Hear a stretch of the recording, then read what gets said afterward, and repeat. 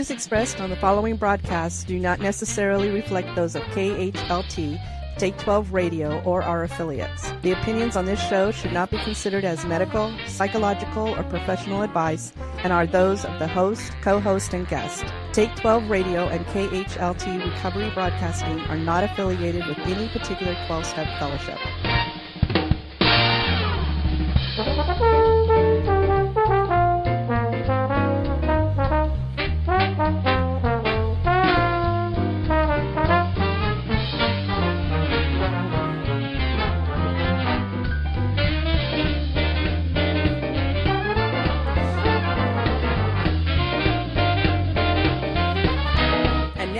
Here are your co-hosts, Tony, Bruce, and the Monty Man. That's right. Welcome aboard. Tony's here. Hey, Tony. Good morning. Good morning. Bruce is here. Good morning. And we have a very special guest on the line. I will tell you his first name, but I'm not going to give it all away yet. Greg is here. Hey, Greg. How are you all? We're Chipper. We're doing Chipper. And so you could email us at take12radio@comcast.net, and the first person to guess who Greg is, I'll send you a CD. But see, nobody will be able to guess because we haven't given his last name out or his bio or anything. But that's coming up. That's coming up.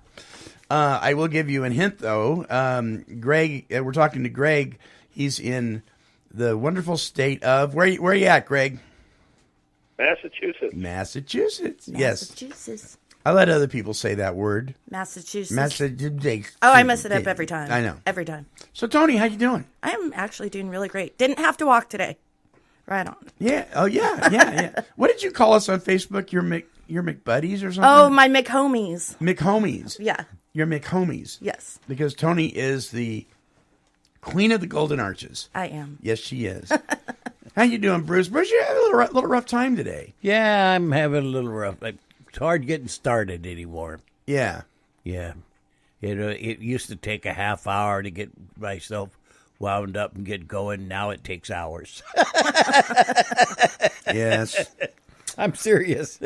Yes. And then when anything I catch or anything little down, it just wears me out. I almost want to hug you right now. Oh, you could do that. Oh, Tony's hugging Bruce. Oh, and we could say that even if she wasn't, because nobody can see us. Oh, like me getting ready this morning. That's right. Well, listen, kind of a sad thing, but in honor of a gentleman who has given so much to the recovery community, I just wanted to mention the fact that here yesterday we taped the show on Monday, and it goes up on Monday. But John Bradshaw passed away on May 8th. And John Bradshaw was one of these guys. He was one of the pioneers of discovering the inner child kind of philosophies. And a few people have given as much in the area of psychiatric education and treatment as John Bradshaw has to the recovery community. Oh. And his funeral was yesterday, but just wanted to give a shout out to his family and the people that studied under him. He was a life coach on steroids. Let's put it that way. Nice. So so the recovery community will be missing John Bradshaw, but if you want to check out his books and that kind of thing, you always go to Amazon and type in John Bradshaw, and you'll find an endless amount of literature. But anyway, so love to the family. We love you guys. I started listening to Bradshaw way before I ever got into recovery, and it just made so much sense to me in so many ways. And I think he was the first person that actually got me interested to looking into the brain and the way the brain operates and so forth. It kind of piqued my curiosity about how the addict brain works. Yeah. So anyway, there you go. John Bradshaw passing away. Other than that, my backyard lawn still needs mowed. Bruce is shaking his head. It's chest high at this point. Your lawn is? Yeah. Oh, wow. It's chest high, yes. You want to borrow Nevaeh for a few days? She'll take care of that. Oh, my gosh. We need a goat. It had a path, but no more. Yeah, the path, there was a path out there, but it's grown over now, too. So the neighbor boy that usually takes care of our yard, his weed eater is broken. Oh. So I don't know. We'll have to see. We'll have to see where that goes. Well, listen, the topic today is to smoke or not to smoke. That is the question. And it's not nobler in the mind to smoke. Let's just put it that way in a Shakespearean tone. And we're going to be talking about that with somebody who really knows his stuff. And if you haven't sent in your email to guess who he is, you're going to find out right now. Greg Seward is our guest. He's on the phone with us from Massachusetts. Greg, what's it like out there in Massachusetts today? Well, it's actually a little bit chilly. It's a cold morning, and my wife was wondering if it might snow last night. It was getting down to 37 degrees where we live. Oh, wow. Yeah, you have a beautiful home, kind of up on a ridge kind of thing, right? I like to think of it as a beautiful home, but it's got a lot of work that needs to be done. Oh, that's okay. That's all right. And I was honored a couple years ago to be able to stay with Greg and his wonderful family. And oh, nice. When I was out there for the Soberfest thing. And I remember that. Yeah. Remember that. Yeah, Greg, he loaned me his van so I could get around and didn't have to pay for a rent-a-car and all that kind of thing. And that was wonderful. And so your wife, she's still doing the photography thing? Yes, she is. Andrea has a studio over in a local mall, and Habakkuk Media Services is the name of the. You can Google it and find it on the internet. But she does a fair amount of weddings, some corporate work, graduations and stuff. Right on. If she can make me look good, she can make anyone. There you go. That's a good husband. Good husband. Well, shout out to Andrea and to your family. All right, we're gonna listen to our first sponsor right off the bat, so we can come back and give Greg a fair amount of time here to talk about the topic to smoke or not to smoke. We're going to be talking about tobacco.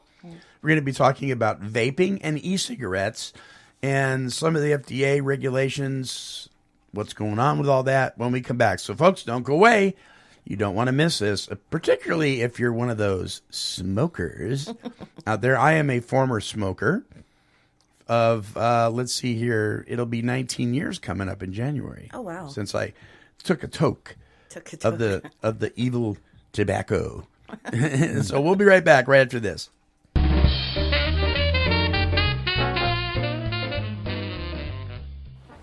Free by the Sea is a drug and alcohol recovery center located in beautiful Ocean Park, Washington. This facility is amazingly gorgeous, but what's even more amazing is the integrity of the staff and the treatment provided for those wishing to recover from narcotic and alcohol addiction. The folks at Free by the Sea have a passion for presenting the solution to addiction for you or your loved one. To speak with an admission specialist, visit freebythesea.com or call toll-free 800-272-9199. This place is simply amazing.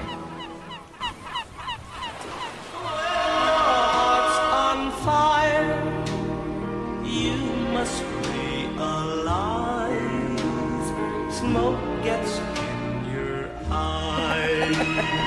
That's right. Who was that? Who was that singing there, Bruce? You know? No. The Platters. The Platters.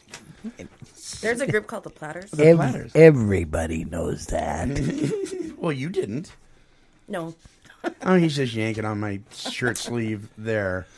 Yes, and smoke does get in our eyes, and it's incredibly irritating. That group held the number one spot for longer than anybody I can remember. Is that right? Yeah. Yeah. Nice. Yeah.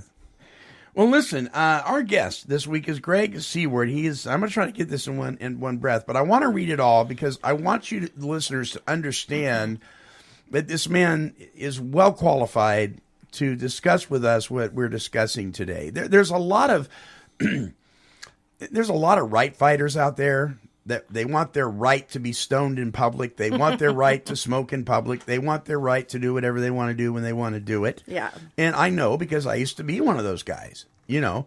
And when somebody comes up with scientific evidence, medical evidence, to take our rights to destroy our bodies away from us, at least that's the way we take it because we're so self-centered. We're arguing, who makes them qualified and what makes them qualified? Well, I'm going to tell you, Greg Seward is a licensed independent alcohol and drug counselor, a licensed social worker, and a DOT qualified substance abuse professional. He holds 3 certifications in addictions, including certification as a master tobacco treatment specialist. He has treated mental health and addictions in inpatient, outpatient, residential, and community health settings. He also brings years of experience in helping organizations address tobacco, including residential programs, clubhouses, general hospitals, and state psychiatric hospitals. He is the director of tobacco-free implementation and tobacco consultation service at University of Massachusetts Memorial Healthcare and Medical School, and is involved in tobacco research at UMass and at the Massachusetts VA Healthcare. He is also a reviewer and consultant on nicotine dependence and treatment certification issues to the American Society of Addiction Medicine and the Smoking Cessation Leadership Center of the University of California, San Francisco, and the Tobacco Treatment Specialist Review Board of the UMass Medical School Division of Preventive and Behavioral Medicine. Greg Seward, my good friend, welcome to the show, buddy. Well, thanks so much. It's a real treat and a privilege to be back on. You bet. And we love it when you're on. So have we made much progress when it comes to people quitting smoking, or are we worse off than we ever were? Well, I think smoking rates have gone down nationally. It's still, much higher than it used to be. Much higher than we had hoped it would be at this time. Right. Back in the 60s, a greater percentage of adults smoked, and they smoked more. Now, nationally, we're down to, depending on where you are in the country, perhaps anywhere from 17 to 20%. It's a little bit higher in some areas. Here in Worcester, it's probably a little over 20% of adults smoke. We'd hope nationally, federally, they'd hope that the smoking rates would be much lower than what they are now. But, smoking is tobacco is a tremendous addiction. And, withdrawal is hard, and it's hard for people to give something up and also come out of the gate pushing the envelope. I think a lot of times in, mental health and even addiction treatment settings, tobacco really isn't as addressed as with the weight that it needs to be. And so sometimes when you don't address something, it, I think, contributes to, lower quit rates, for instance, and less of an emphasis on it. Okay, so let's talk about that really quick about treatment centers. I mean, why don't more treatment centers at the very least offer, recovery from nicotine addiction? Right. Well, I think some do. A lot don't, and I think there's a lot of focus on the primary drug, whether it's alcohol or heroin, whatever it is that gets them into treatment, and people get concerned about that being the only drug. This is the one that they're here, that they're killing themselves with, or that they need to be detoxed from. And, sometimes staff still smoke.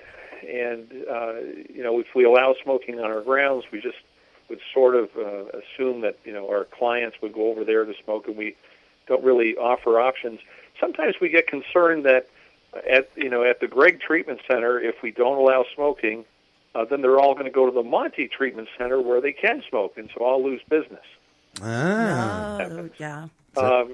The other thing that's important, too, is that, motivation level changes when people come into treatment. So if you have a treatment setting where smoking is either banned or restricted, and if you offer nicotine replacement therapy to help with withdrawal, like the patch or the lozenge or gum, etc., motivation level can change. So when you come into the treatment center, or come into the hospital, on the first day you might not want to give up smoking. But after 3 days or 5 days of not smoking, you might be more open to it. Good so point. Sometimes That makes motivation sense. level changes, and I think the other thing too is sometimes we as staff assume that a person doesn't want to quit.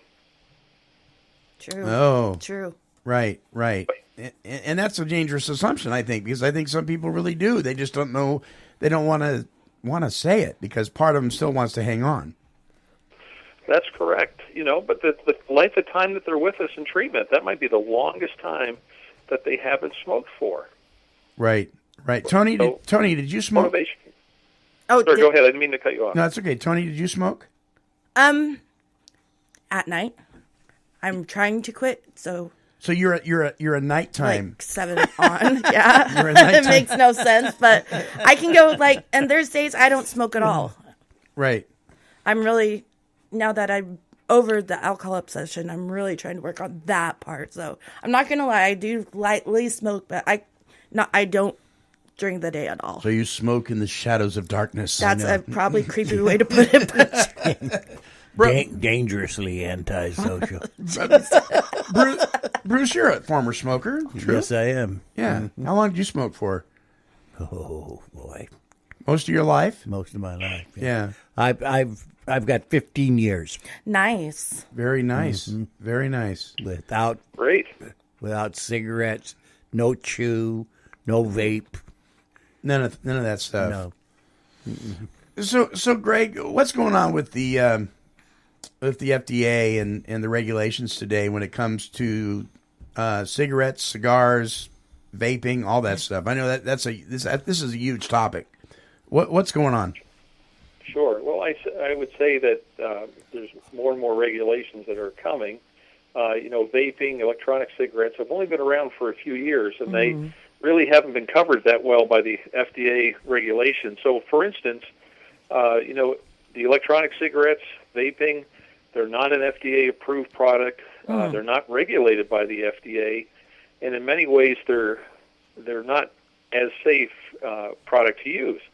There's been a lot of documented reports on explosions and fires caused by them, and even unintentional overdoses and nicotine exposures caused by them. So if you were to go on, for instance, the National Poison Control Center website, AAPCC, you'd see that so far this year in the United States, from January 1st to the end of April, there have been 623 exposures to nicotine caused by e-cigarette liquid. And, each year, like last year, there were over 3,000, over 3,700 in 2014. And so these are cases Jesus. of people being exposed to nicotine, so like it might splash on their skin or in their mouth, and in some cases overdoses. And so half of these calls are for kids under the age of 6.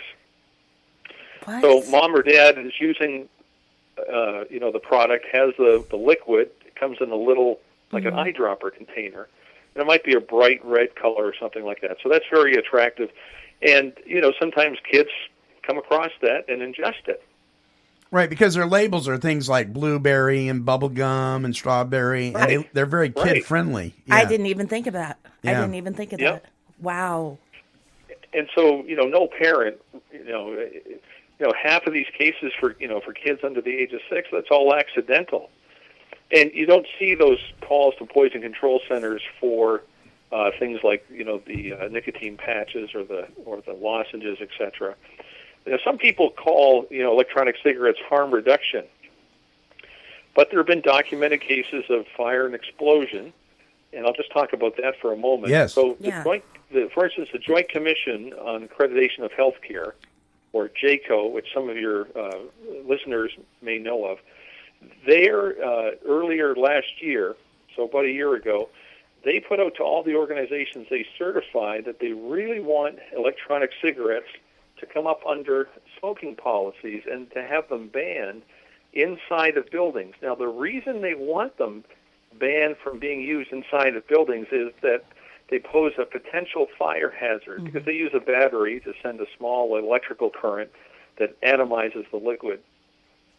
And to vaporize this liquid, the atomizer must convert electrical current into heat, which presents a fire hazard. And there have been documented cases, according to the Joint Commission, of fire and explosion caused by electronic cigarettes. So they want them banned in hospitals because of the risk of fire and explosion.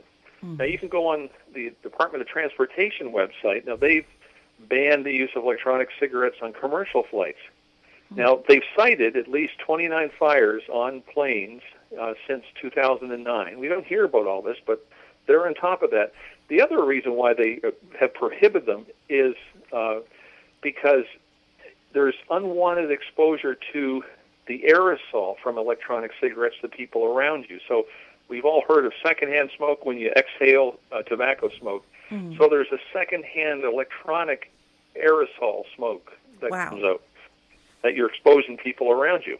Now, I probably should just interrupt myself by saying I hope I'm not coming off as saying, people that use electronic cigarettes are bad people or smokers are bad people. I really don't mean that at all.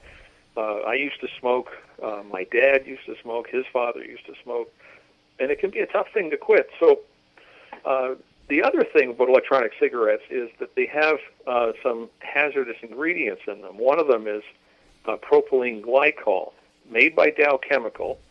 If you go on the Dow Chemical website, you'll see that propylene glycol should not be inhaled. It's an irritant, but we're inhaling it with electronic cigarettes. There have been some more studies that are coming back that talk about, some metals that are in the liquid, some cancer-causing chemicals that are in there too. So what I do with people who really want to use electronic cigarettes is I ask if I can give them feedback. And I'll start out with something positive. So, most people that use electronic cigarettes are using it because they believe it could help them quit smoking. So I know that if I'm talking to somebody who is using electronic cigarettes because they believe it could help them quit smoking, I know they're motivated to quit smoking. So I'm going to seize on the good about this, not the bad. And I'll say to them, I think it's great that you want to quit smoking and that you're using a product that you really think could help you. And I think, if you've made progress, that's awesome. Would you mind if I gave you some feedback about some of the risks with this and about some products that might work better? So I'll begin talking with them about some of the risks that I've just talked about with you, and then I'll bring into the conversation things about the nicotine patch or the nicotine lozenge, the nicotine inhaler, the nicotine gum, and the nicotine nasal spray. These are all FDA-approved medicines that deliver nicotine in an exact amount of nicotine in a safe way without the risk of smoking or without the risk of the electronic cigarettes. The other thing, too, is electronic cigarettes can cost a lot more money than FDA-approved medicines to help someone smoke. So for those things, I get concerned about it, but I try to work with someone motivationally to give them positive feedback because I really think it's terrific that people are doing things to help them quit smoking that could work. Yeah. In terms of the exposure risk, with poisoning or nicotine exposure with kids, I'll always give I try to give some education about some symptoms of nicotine, poisoning or exposure, and give them the Poison Control Center number to call just in case. I remember when my wife and I were younger and had kids, we had the Poison Control Center number sticker on our telephone. Right, we did too. Apartment. So it's the same sort of thing now, and I try to work with someone motivationally. I would, and that usually works out well. And I try to focus on the positives too. The good reasons for quitting, some benefits that they're experiencing already. And things like that. And then give them resources. I know you didn't ask the question yet, but do you mind if I jump in with some resources? No, go right ahead. So every state has a quit line.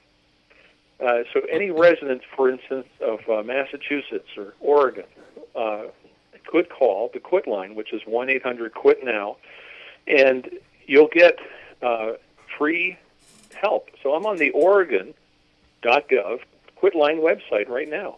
And it's 1-800-QUIT-NOW. You get free help, including 2 free weeks of the nicotine patch or nicotine gum to help you get started with your quitting. So free help, which is terrific. Nice. Wow. That is nice. And then I'll bring up Nicotine Anonymous, if you don't mind. Go right ahead. Yeah, so Nicotine Anonymous is, a lot like AA or NA for your listeners. I've been to Nicotine Anonymous meetings, and the first NICA meeting that I went in on, it sounded just like an AA meeting, except people were talking about smoking. So it's not as well known as AA, but it's the same 12 steps, the same 12 traditions. They have a big book as well. They're face-to-face meetings in Oregon. Not a lot, but once again, it's not as well known. So, for instance, there's 10 meetings on their website now for Oregon.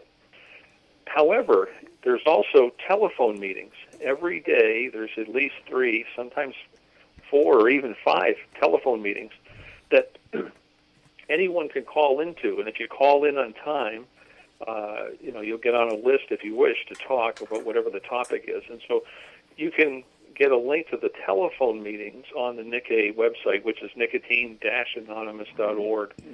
And they even have online meetings too. So it's very good.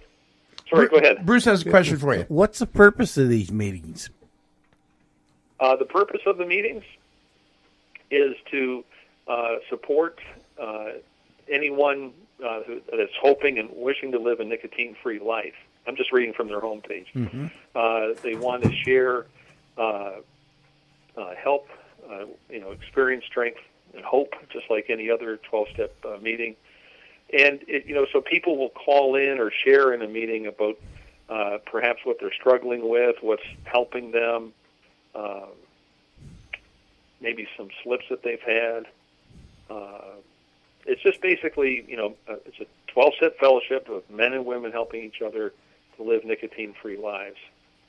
Interesting. And they welcome anyone using, I'll say this, they'll welcome anyone using, nicotine replacement therapy medication, or those who are involved in a quit smoking program somewhere. You don't have to be free from nicotine or tobacco to join. You just, want to get some help in seeking freedom. Right. That makes sense. Did you want to expound on that question, Bruce? Well, I'm the kind of a person that doesn't believe in that. I think that people become very meeting dependent and people dependent, and I'm not saying that meetings and people don't play a part, but the whole idea of a 12-step program is to take a look at yourself and see your need for God. Right. Period. Right. Greg? Yeah, I'm right here. Yeah. You want to respond to that?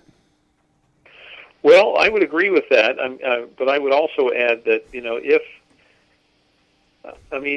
yes, people need that spiritual connection, but, if you, and I think on one hand, I think it would be great if, everyone could quit on their own, cold turkey without medicine.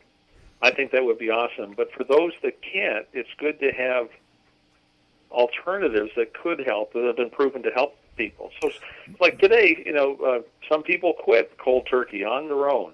They don't need medicine. But sometimes withdrawal can be really hard for folks, and that's where the medicine can begin to help. I think I don't see anything wrong with medicine, and to give people that and to get them over the hump, just like we need to get people into detox centers and for they're not, we call them defog them. Yeah. These type of things. So I'm not against that, but that what I found is then we go to meetings and we rely upon the meetings.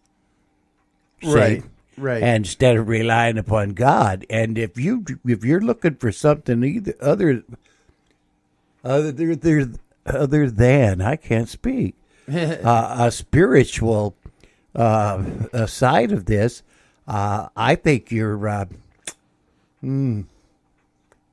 missing the boat. Yeah, missing the boat. Yeah, and I think Greg would agree with you. I'm not hearing him disagree at all about it. In fact, I heard some encouragement in his voice, but I really am dogmatic about that. We talk about these meetings and the support that we get from that, And I wonder why we don't talk about the spiritual aspect of this thing. If it's a 12-step program, Right. the steps are designed to put you in a position where you start learning some humility, start looking at yourself and see your need for God. Tony? Yeah, no, and I agree, Bruce. Meetings should be like spiritual as well. But for instance, my husband, Yeah. I don't think that man could ever stop smoking. I've been around him, and he probably could if he really wanted to, but he doesn't really believe in a God. But I think if there was like a meeting and I'm glad I found out about the smoking meetings, would he go? Probably not. Would he go even less if the spiritual part was involved? Definitely, just because I know my husband inside and out. Yeah. But if there was anything to get him to quit smoking, because he smokes a lot, which I'm not talking bad about him. Yeah. But I think he would benefit from one of those meetings if he did want to go, if they talked about the God part a little less, because he's just so dependent adamant on nicotine. If he doesn't have his nicotine, and especially now that he's in class all day because he's a teacher, when he gets home, oh man, I'm not even in his way. I'm just like, boop, let it go to the back door, have a cigarette, then I can talk to him. And that's sad. I feel bad for him. I think that Greg is right, and he's spot on about opening the door for these people, Right. for they can come to a place where they can learn about this Yeah. thing. It's just that I was emphasizing, and probably a little too adamant, Oh, no, about no, the no. spiritual aspect of this, of the 12-step program. Yeah. You know, Yeah. and we see Alcoholics Anonymous and Narcotics Anonymous, and it sounded like when Greg was talking, Smokers Anonymous, and they're all looking to the meetings and the fellowship as the support mechanism instead of looking to the 12 steps in God. Well, yeah, and that's where And remember, the 12 steps isn't going to save you either. No, It's just a method. that's the method. Yeah, and I think for some of us, the introduction to, I mean, here I was, been to Bible college, was in ministry and everything else, and I couldn't Yeah. stay sober, and so I understood the solution, but I didn't understand the problem. Yeah. And so when I got into my 12-step fellowship, that was the first time I started to understand the problem, and I think that's where it can be of benefit. Wouldn't you say, Greg? Yeah, absolutely. Yeah. I have another question that I'd like to throw out because it has to do with my family. My family is smoked. My daughter and her husband and her daughter and her husband and everybody. So so I have grandchildren, growing grandchildren, and they smoke. They all vape now. They're all And vaping. They're Okay. all doing this because there's it's better for them. They're all doing this for they can quit smoking, and they're all doing it more than when they were smoking. Oh, they're vaping Yeah. more than they smoke. Oh, I'm telling you, my daughter, she just got this thing in her mouth constantly. Mm-hmm. You know what I mean? Walking around with it in the car, around the kids. There's necklaces for him now, too. So it just hangs over their neck. Oh, stop it. I'm serious. I have seen it. I have seen it, yes. Okay. But why are we telling these people these things, or why are they being led on about these things? And then they seem to be addicted to that. Yeah, Greg. So the question is, why are we telling them that vaping is better than smoking, and then they become addicted to the vaping?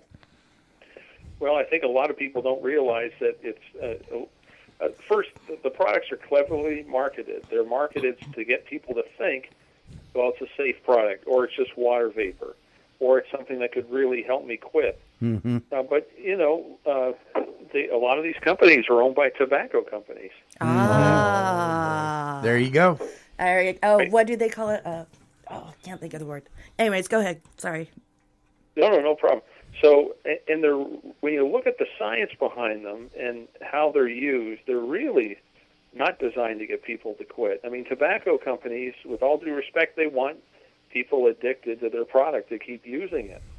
And, you know, with the electronic cigarettes, the other thing, too, is you're inhaling that nicotine right down into your lungs, which is, you know, the fastest way to get nicotine to the brain. That's one of the reasons why smoking's so addictive, because you're inhaling the nicotine down into your lungs, and so it's a very fast bus trip, if you will, up to the brain. So nicotine levels begin to spike, you know, within 7 to 10 seconds. It's very fast, and you know, the faster you can get a drug to the brain, the quicker that rush is, and your brain notices it, and it stays a shorter amount of time, and begins to leave fast, so withdrawal sets in pretty quickly. So And is there? I'm sorry. Go ahead. I didn't mean. So is there anything I can do to encourage these people to get off of that? Because I was listening to you earlier and heard a couple of things, but I'm really concerned about my family and this vapor that they're. Oh, sure. So one of the things I've done here at UMass is we put together, and this is going to answer your question, Bruce. We put together a UMass Memorial Tobacco Educational YouTube channel, and there's a couple of videos on there about electronic cigarettes. So if I'll send Monty, it's in my signature, and you could share that with your listeners if you wish.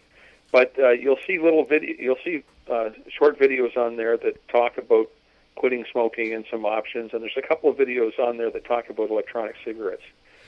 And then also, you know, if you can, get the families to look at the data from the poison control centers about the risk. You know, 3,000 exposures to nicotine or poisoning to nicotine a year. Jesus. I mean, that's a lot, and half of them are kids under the age of 6. So I mean, it does affect people. The other thing I would do, Bruce, too, is, you know, you might want to suggest to them. I think it's great that you're thinking that this product could help you quit smoking, but if you don't mind my saying so, it appears that it's really not. It seems like you're hooked on this. Oh, I'm convinced of it, and I'm convinced that they're having a hard time with this. I don't think my daughter would be doing it, and then when she got these electronic cigarettes, you know, this vaping they call it, she hadn't even tried. Do they live in Oregon? Yes. Yeah, I have 4 generations right here in Oregon. Well, you're a blessed man. See if they won't call the quit line in Oregon to get free help with quitting, including the patches. The patches could help them get off the electronic cigarettes, because the patch is a patch, and it's applied to, you know, your upper torso, so like your upper arm or shoulder blades or something like that. And they'll get nicotine a steady way. It won't be the fast up and down of the electronic cigarette, and it could help them get off the electronic cigarette, and they'll end up saving a lot of money right away. I think that's my question, Greg, and I don't think they want to quit. I think they're so full of misinformation, and they're using that to keep me at bay. Yeah, and in that lies the rub. They don't want to quit. They might not want to, but, you know, you could ask them, well, what are some things that you like about it? What do you like about vaping? What do you like about smoking? And what are some of the things that you don't like about it? So they may say they don't like the cost. Yeah. Or they may say, you know, whatever it is. So there's usually some things that people like. I like eating cheeseburgers. I like the taste, but I don't like what it does to my waistline. Yeah. Well, and see, that's why. Oh, I'm sorry. Go ahead, Tony. That's why I don't talk to Walter about. Well, I do, but when I tell him to, you know, use other methods and to quit smoking, it makes him smoke more and become like more of a not nice person. Sometimes I don't get that, but I think it's the mental obsession. Like he will literally sit out there after I say that and chain smoke, which I'm not saying anything bad about him, but that's why I can't talk to him about quitting. Right.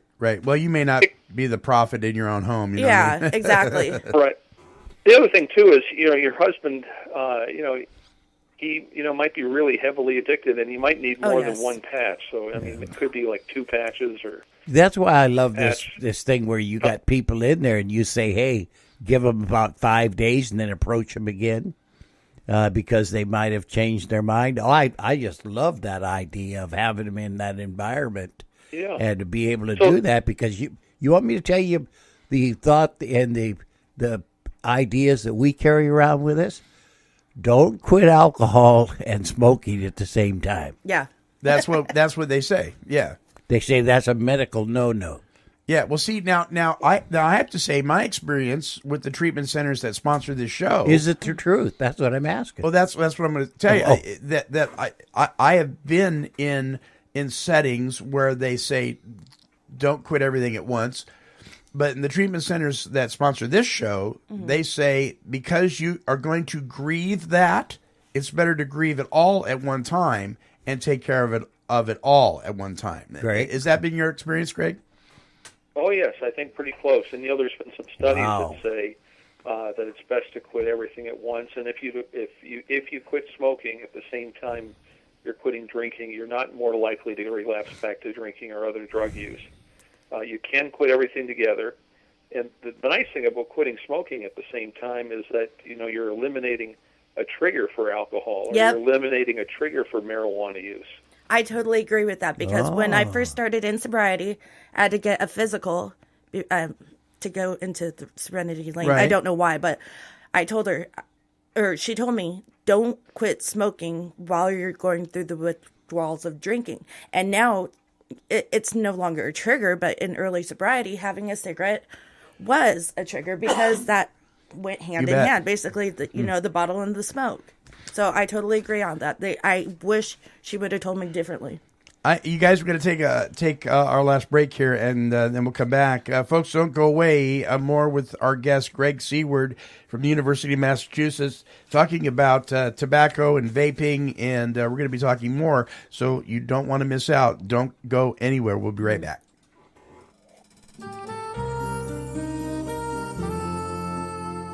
Let's walk through the big book.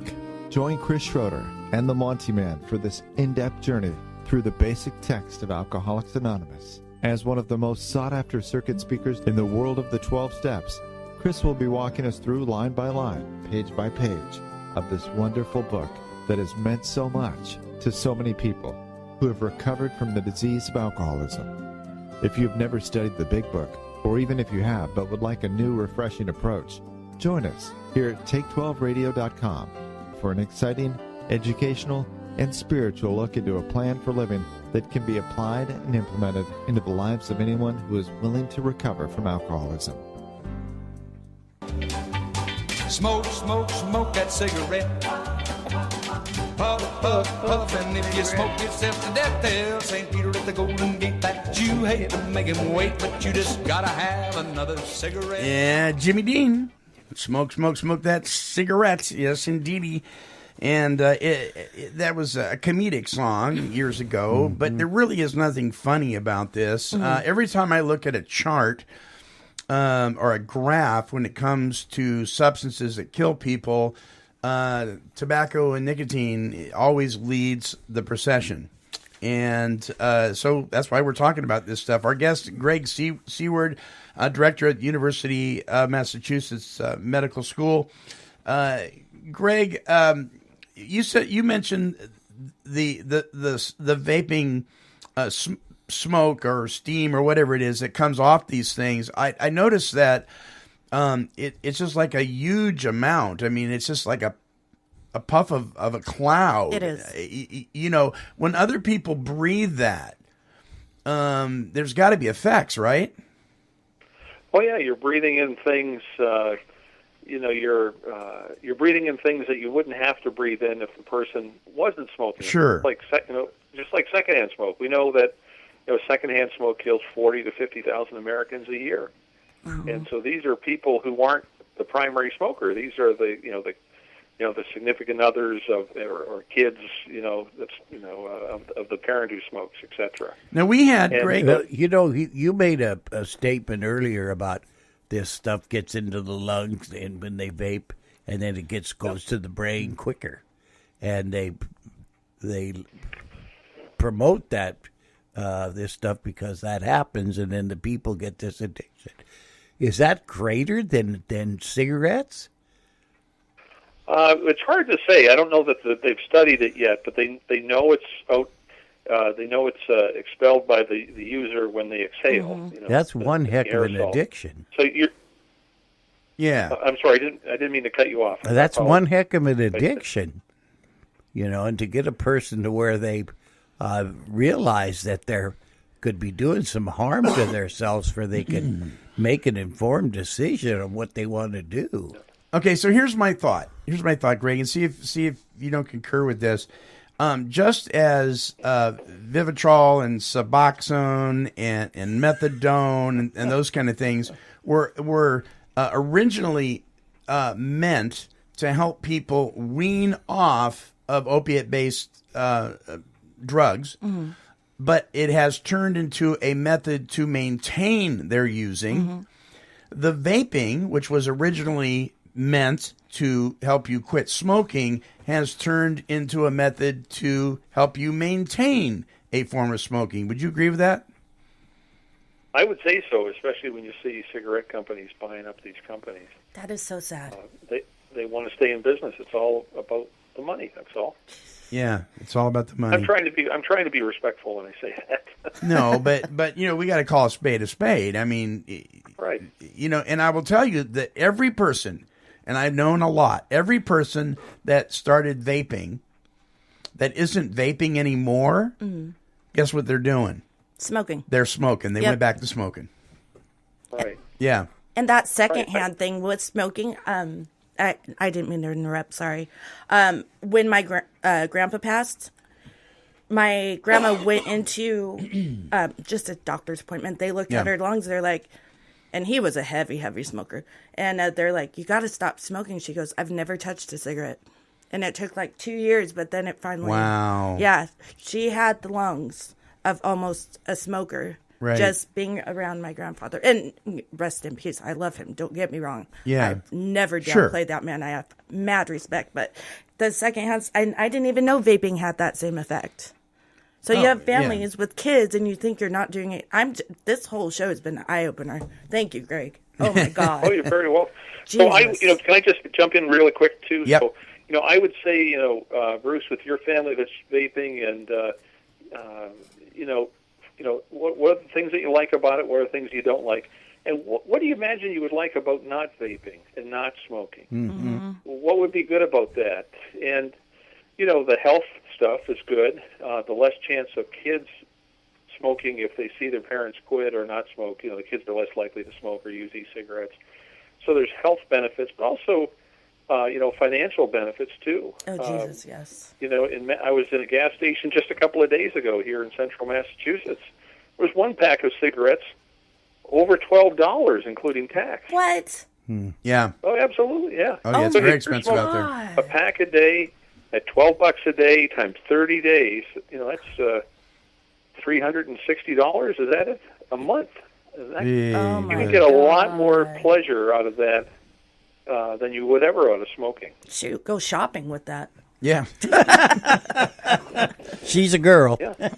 Well, that's why I wish I knew the right thing to say to my husband. So for now, just to get him over the hump, to at least cut down. If I was working, I'm sorry, I cut you off. I'm so eager to help. No. I just, he smokes so much, but I don't know what proper, and he'll probably listen to the show and just shake his head, but proper way or proper thing or what to do with him.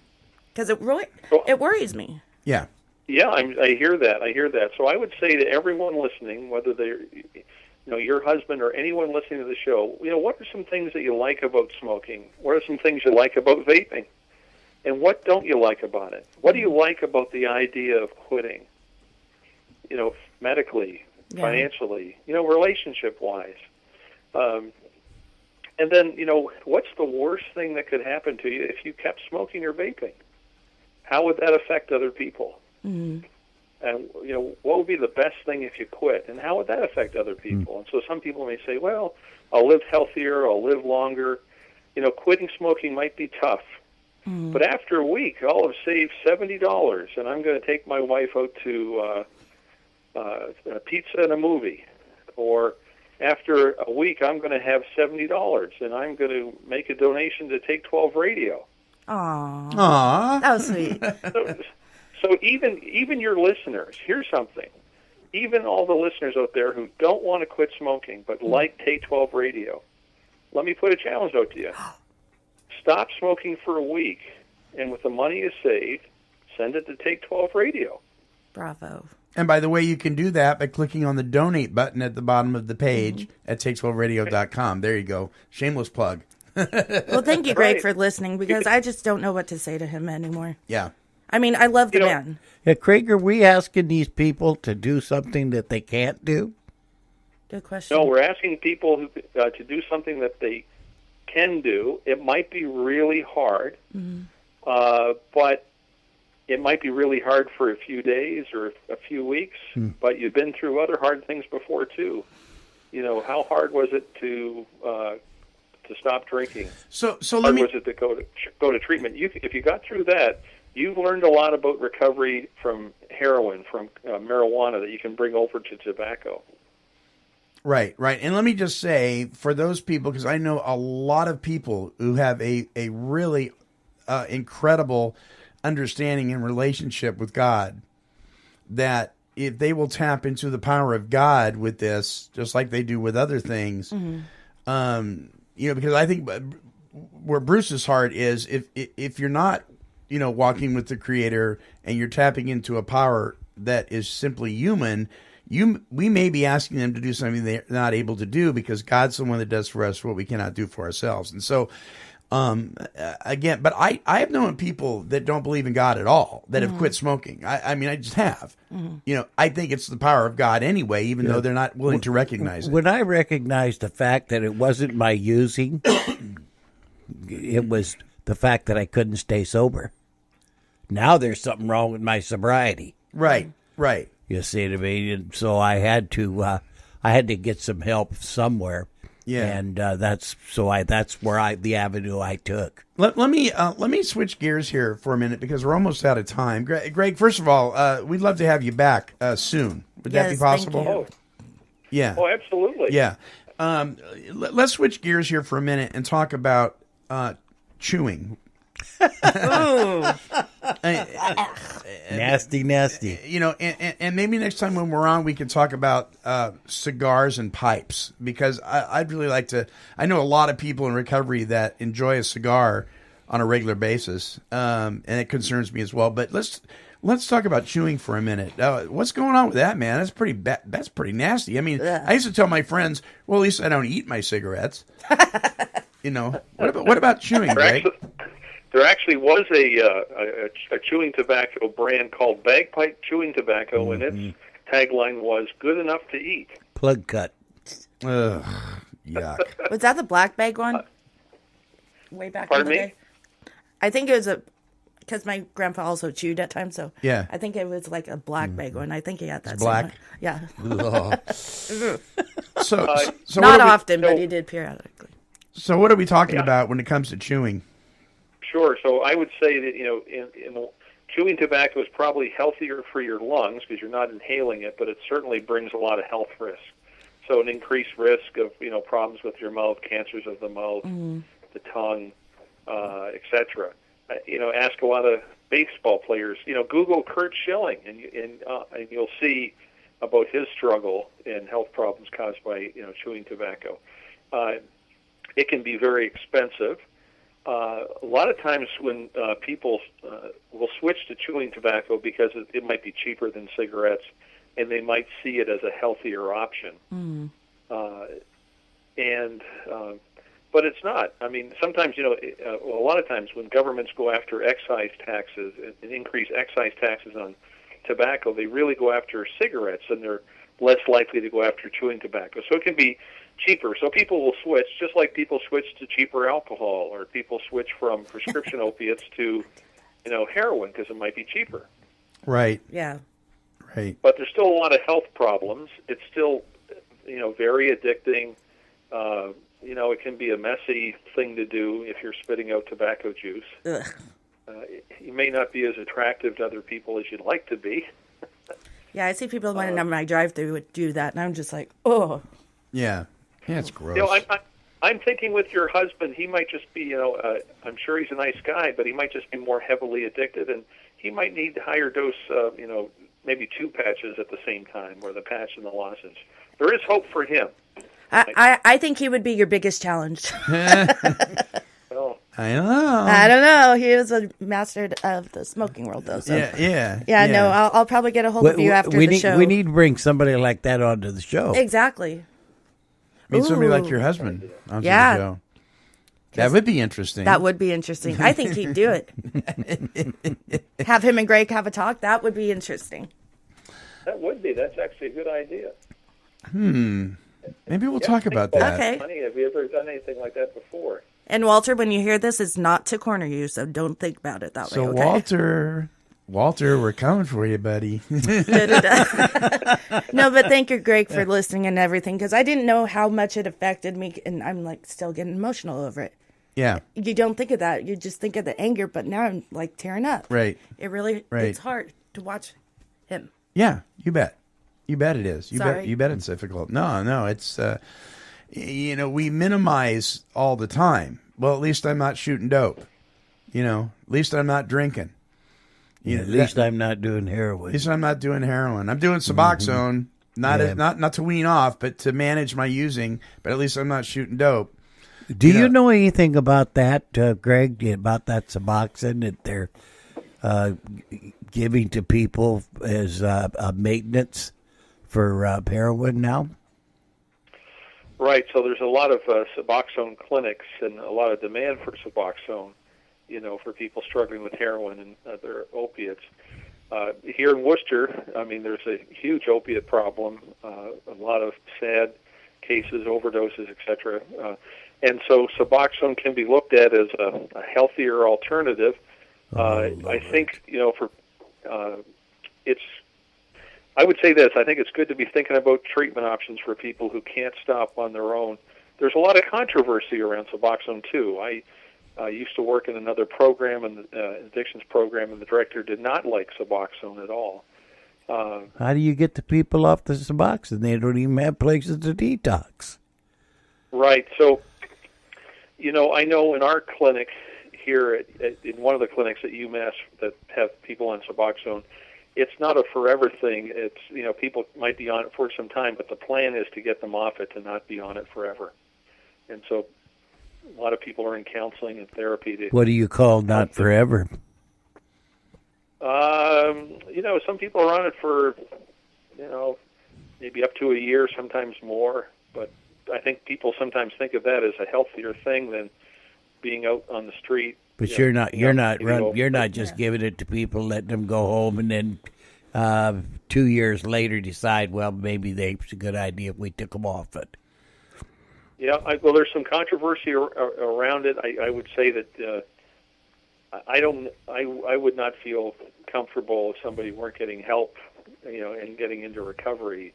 Right, because the whole point is, I mean, the treatment facilities that back this show believe very, very strongly they don't even graduate their clients until they've weaned off the Suboxone. You don't even leave there until you've weaned off of it. Wow. Well, that's good. Yeah, but you see, you're talking to a bunch of people here that know what it is to be free of addiction, right? Yes. And so here these guys are, and they're looking me straight in the eye. And they're going, at least I'm not shooting heroin. Yeah. And they got this gurgle in their throat that I can hear. That I've got an ear for that, because they're loaded. Yeah. Right. And and they oh gosh, and next thing you know, they're taking this Suboxone for 6 months, a year, and I'm going to myself, you're addicted. Sure. Well, my sponsor was on that for a little bit, but she got off of it very quickly. But she's also very strong-minded, too. Yeah. So. Yeah. Well, guys, we're out of time. We are, and unfortunately, even without doing trivia this week, are closing in one of our songs. So I wanted to give Greg enough time. Greg, thank you so much for joining us, my friend. Yes, I want to personally thank you. That was, I want you back. Yeah. We'll have I him want to back. personally I got thank more you. questions than I started with. Right? Thank you so much, Greg, for listening, and I really appreciate it. And I'll probably get a hold of you after the show. Oh, that's fine. That's fine. I look forward to that, and it's a real treat hanging out with you all, and to hang out with you again, Monty. I appreciate it. You bet. So I'll be giving you a call here in a few weeks. Maybe Walter will come in. Yeah.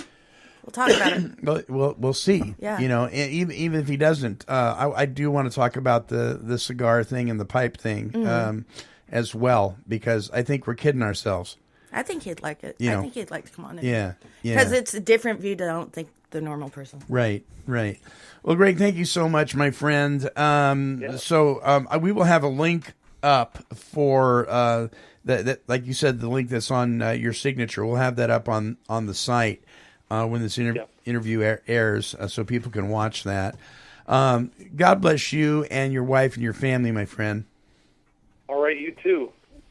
Great to see. I was going to say great to see you all, but great talking to you all. We love you. Yeah. All right, Greg, don't hang up. I'm going to come back on the regular phone with you after the show closes out here, so don't hang up. Folks, our guest this week has been Greg Seward, working at the University of Massachusetts Medical Center and School. A man who knows the topic of tobacco abuse and nicotine and vaping, just a great guy who loves God, loves the Lord, loves his program, loves his family, and has a grave concern for all of you who are caught up in the addiction of nicotine and this stuff that so easily besets you, because it's not doing you any good. Let's just put it that way. Mm-hmm. Everybody can agree on that. Yeah. All right. Until our next broadcast, this is the Monty Man along with Tony, Bruce, and our guest Greg. And we're wishing God's perfect serenity for you. Bye-bye now.